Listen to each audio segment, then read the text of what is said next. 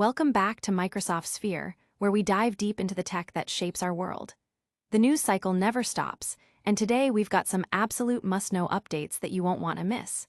Get ready, because we're hitting you with the latest, the greatest, and the most impactful. First up, a personal story that traces the evolution of personal computing and how a shift in philosophy changed everything for one family. Then, we explore a groundbreaking integration that could redefine how developers work, but with a catch for some. We'll also uncover a significant move by Microsoft impacting international cybersecurity collaboration and address the passionate voices rising from within the heart of tech itself. You're about to get the inside scoop on it all. Let's get into it. Don't go anywhere. Make sure you're subscribed and the bell is on so you don't miss a single update. Stick around. A father's Frankenstein machine, from Apple's open past to Microsoft's walled garden. From the earliest days of personal computing, the ability to tinker, modify, and truly own your technology was a hallmark of innovation. For many, this era represented a golden age of customization, where ingenuity and a bit of technical skill could transform basic components into powerful, personalized tools. This sentiment is powerfully captured in a recent reflection on a father's journey through the evolving landscape of personal computers. A journey that began with a Frankenstein creation built from salvaged Apple parts and eventually led to a definitive shift towards Microsoft, driven by a fundamental disagreement with Apple's increasingly closed ecosystem. This personal narrative delves into the formative years of personal computing, specifically highlighting the stark contrast between the open, hobbyist-friendly environment of early Apple machines and the subsequent move towards proprietary, lockdown systems. The story is told through the eyes of a daughter recalling her father's passion for technology. Her father, an electrical engineer, instilled in her an early appreciation for how computers worked, often found surrounded by scattered parts, meticulously rebuilding and upgrading machines. This hands-on approach was fundamental to their family's engagement with technology.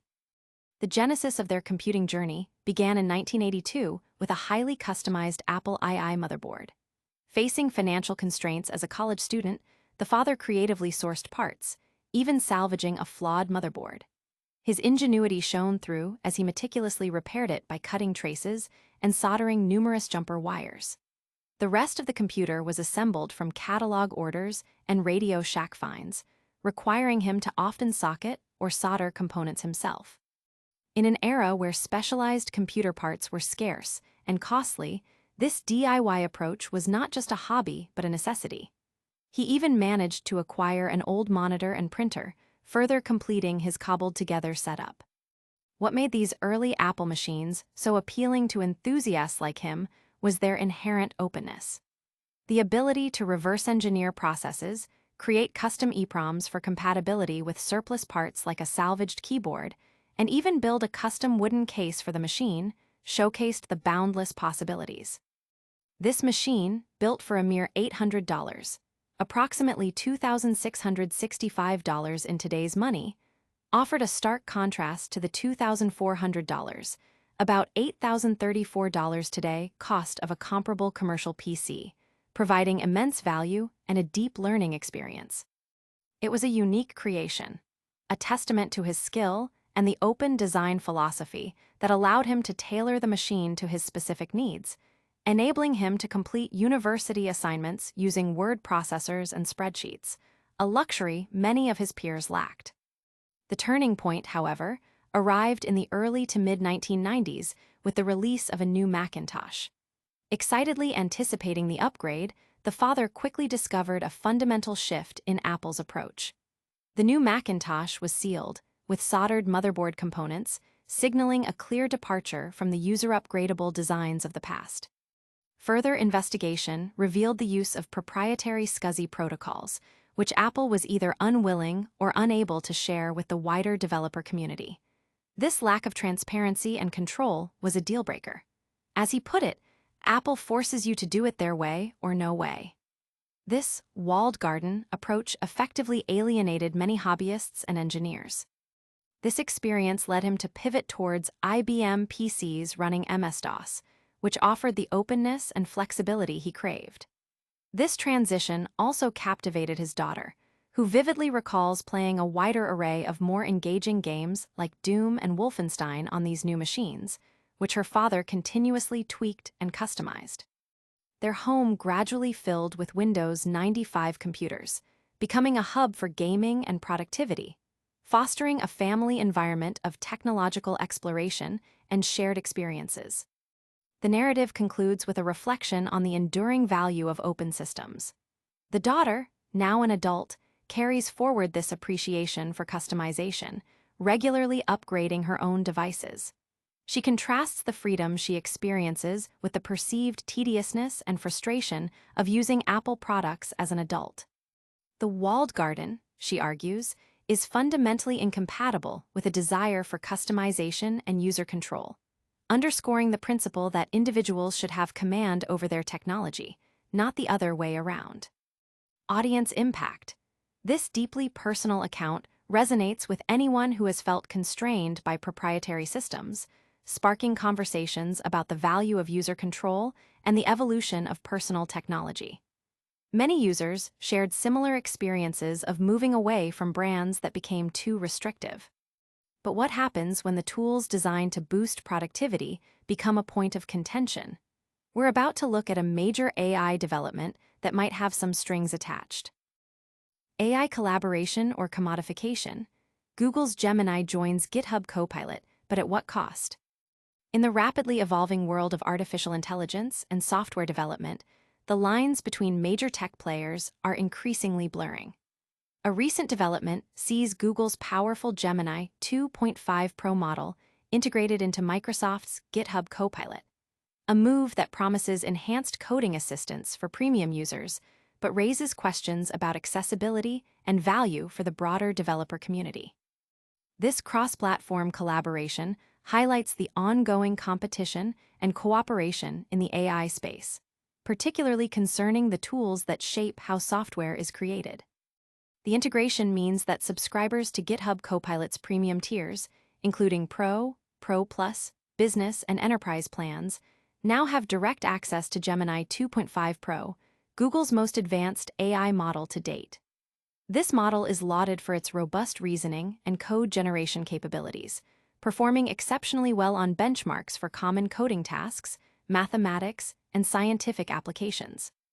The availability spans across various platforms where GitHub Copilot is used, from VS Code to mobile development environments like Xcode, offering a seamless experience for paying customers. However, the narrative takes a significant turn when considering users who rely on free accounts for GitHub Copilot. While the article acknowledges that free users might have alternative preferences, it strongly advocates for exploring Google's own offerings. Google provides free access to its Gemini models through the Gemini CLI command line interface and a dedicated Gemini Code Assist extension for VS Code. These tools are built for developers and offer remarkably generous usage limits, accessible simply by logging in with a personal Google account via OAuth. Gemini CLI allows users to select either Gemini 2.5 Flash or Pro. While it notes that users might be switched to the Flash model if they hit quota limits, this is a common characteristic of free-tier access across many AI services. The CLI's documentation also points users towards API keys from Google AI Studio or Vertex AI for more consistent and higher volume usage, suggesting a tiered approach to access. Similarly, the Gemini Code Assist extension for VS Code, while specifying Gemini 2.5, does not provide further model details. Interestingly, when directly queried, it appears to still identify itself as using Gemini 1, an artifact of its development or documentation. For local codebase awareness, the Gemini tools offer an impressive context window of up to 1 million tokens. In agent mode, both Gemini CLI and Code Assist provide users with a combined quota of 60 requests per minute and 1,000 requests per day. These limits are significantly more permissive than those offered by GitHub Copilot's free tier, which caps users at only 50 chat messages per month. This disparity makes Google's free tools a compelling alternative, even for those who are not power users. Code Assist further enhances its utility by supporting MCP, presumably multi-file code processing, integrating Google Web Search functionality, and enabling awareness of multiple files simultaneously. While it may not always match Copilot's speed or native integration, its value as a free tool is undeniable. The author expresses some disappointment with the limitations of GitHub Copilot, even for its paid subscribers, suggesting that Gemini's free offerings might provide better overall value. Audience impact. This piece sparks debate among developers regarding the cost-effectiveness of AI coding assistants and highlights the growing importance of accessible, high-quality AI tools for all levels of users. Many commenters noted the generosity of Google's free tier compared to other services. As the digital landscape expands, so do the challenges of maintaining security and trust across borders. We're turning now to a critical decision made by Microsoft regarding international cyber threat prevention. Microsoft curbs Chinese firms' access to early warning system amid cyber threat concerns. In a significant move reflecting the complex geopolitical landscape of cybersecurity, Microsoft has announced restrictions on its early warning system for certain Chinese companies. This action stems from suspicions of misuse of the system, particularly in relation to a recent hacking campaign that targeted Microsoft's SharePoint servers. The decision underscores the delicate balance between fostering international cybersecurity collaboration and safeguarding against potential exploitation. The core of the issue lies in Microsoft's Active Protections Program, MAPP, which is designed to provide security vendors with early insights into newly discovered vulnerabilities. This allows participating companies to develop protective measures, such as patches, before these vulnerabilities are widely exploited. However, the program's effectiveness hinges on the responsible use of the information shared. Microsoft has stated that it has stopped providing proof of concept code, a tool that simulates malware to test defenses, to specific Chinese firms, citing concerns that this sensitive information could be repurposed by malicious actors. This action follows a series of cyberattacks that occurred last month, with intelligence suggesting a link to state-sponsored entities in China. While Beijing has officially denied any involvement in these specific attacks, the timing and nature of the incidents, coupled with the alleged misuse of MAPP resources, have raised serious alarms within Microsoft. The company emphasized that it continuously reviews its MAPP participants and takes proactive steps to prevent misuse, including suspending or removing entities that violate their contractual agreements. However, Microsoft has declined to provide specific details regarding the investigation or name the companies affected by these new restrictions, citing ongoing internal processes and a commitment to participant privacy. The decision to restrict access for these Chinese companies signifies a potential shift towards a more selective approach in global cybersecurity partnerships. In an era marked by heightened geopolitical tensions and increasing sophistication of cyber threats, tech companies are compelled to prioritize prevention and security over broad, unfettered access. This move could set a precedent for how international technology firms manage collaborations and data sharing with entities in countries perceived as high risk, particularly when sensitive security information is involved. The broader implications of this decision are significant.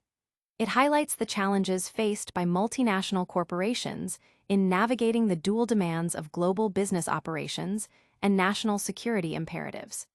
The need to protect intellectual property and customer data from state-sponsored cyber espionage or attacks often necessitates difficult choices regarding partnerships and information sharing.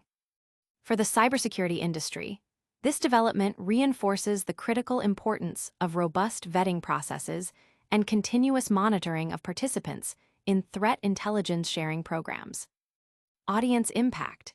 This development has generated considerable discussion among cybersecurity professionals and policymakers, with many acknowledging the difficult but necessary stance Microsoft has taken. Concerns about the potential for retaliatory actions or further escalation in the cyber domain have also been voiced. Now, we turn our attention to a different kind of action, one happening much closer to home for Microsoft, as employees and activists voice their concerns directly. Protest erupts at Microsoft HQ. Employees and activists demand end to military contracts. In a powerful display of dissent, a coalition of current and former Microsoft employees, alongside community activists, staged a significant protest at the company's global headquarters. The demonstration focused on condemning Microsoft's contracts with the Israeli military, culminating in the arrest of 18 individuals on the second day of the occupation. This event marks one of the most visible internal and external challenges to the company's business practices in recent times. The protest, organized under the banner "No Azure for Apartheid," saw approximately 50 participants occupy a section of the East Campus Plaza, which they symbolically renamed Martyred Palestinian Children's Plaza. According to reports from The Verge, the group declared the site a liberated zone in a video shared on social media. While the initial occupation on Tuesday proceeded peacefully, the demonstration escalated on Wednesday, leading to the arrests, which included at least one current Microsoft employee. Redmond police reported that the situation intensified as some protesters became confrontational, obstructing a pedestrian bridge and attempting to create barriers with furniture. Among those arrested was Anna Haddle, identified as a software engineer within Microsoft's cloud and AI team. Organizers from No Azure for Apartheid confirmed her arrest, along with former employees Hassam Nasser and Vania Agrawal, to The Verge. The group stated that the arrested individuals comprised a mix of current and former Microsoft workers and members of the Seattle community. The protesters' primary demand was for Microsoft to terminate its contracts with the Israeli military. They placed a table at the protest site, extending an invitation to company executives to engage in dialogue and negotiations. The protesters articulated their grievances forcefully, claiming that, every day for the past 22 months, the Microsoft-powered mass surveillance weapon has been used to facilitate the bombardment and massacring of Palestinians in Gaza. They characterized the protest as the largest action to date against the company's role in the conflict. This demonstration follows closely on the heels of an investigative report by The Guardian, in partnership with Plus 972 magazine and Local Call, which alleged that the Israeli government utilizes Microsoft's Azure cloud services to store data from an estimated 1 million calls made by Palestinians per hour. The No Azure for Apartheid group has been actively organizing protests against Microsoft's defense-related contracts for several months. Previous actions include employees interrupting speeches by CEO Satya Nadella and AI CEO Mustafa Suleyman to voice criticism, leading to their dismissal. A former employee also disrupted the company's 50th anniversary event. Furthermore, disruptions occurred at Microsoft's Build conference, prompting the company to implement measures such as blocking emails containing the word Palestine. In response to the growing activism, an unnamed Microsoft spokesperson acknowledged the company's commitment to a thorough, independent review of recent allegations concerning the use of its Azure platform in Israel. The spokesperson reiterated Microsoft's dedication to upholding human rights standards in the Middle East and taking clear steps to address unlawful actions that cause damage, disrupt business, or threaten harm to others. Audience impact. This event has amplified calls for corporate accountability in the tech sector, particularly concerning the ethical implications of providing technology for military and surveillance purposes. It has also led to increased scrutiny of Microsoft's internal policies regarding employee activism and its business relationships. And that brings us to the end of our news roundup for today. Let's quickly recap the biggest stories and make sure you're connected for all our future updates. We covered a personal journey through PC evolution, Google's Gemini entering GitHub Copilot with a cost, Microsoft restricting Chinese cyber access, and protests at Microsoft HQ. If you found this information valuable, please hit that like button, subscribe to Microsoft Sphere for more deep dives, ring the notification bell so you never miss an update, and share your thoughts in the comments below. For more tech news and analysis, follow us on all our social media channels. Thanks for watching.